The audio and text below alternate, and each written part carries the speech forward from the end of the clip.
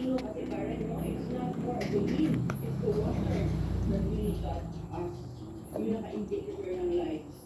Yung iba naman, they did not heed our warning, they did not heed the evacuation, they insisted to stay in their properties. So yun yung nangyari po. Kaya And just as Visayas and Mindanao struggle to recover, another potential super typhoon is brewing right in northern Luzon.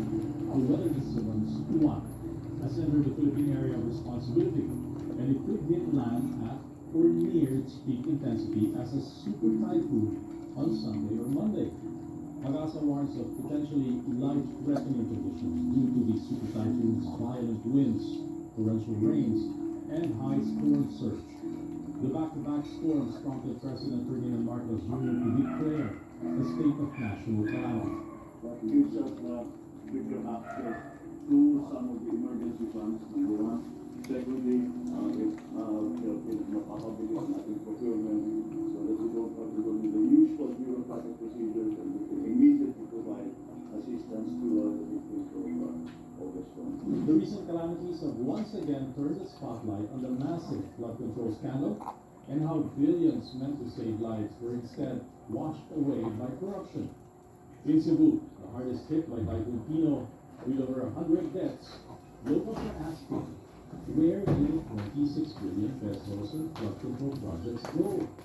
you know, you begin to ask the question kung bakit grabe yung flashlights dito. When we have 26.600 billion for flood control projects.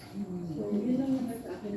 I begin to ask question, bakit ganun? 26.6 plus 600 plus billion yung ano dito, flood control funds. And yan, ito yung nangyayari sa amin. Definitely we have seen, projects here in the province na I should say those projects.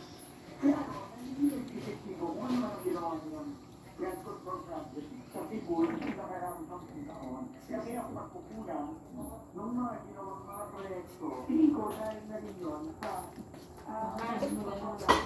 at maging pag-execute at pag-implement ng mga proyekto.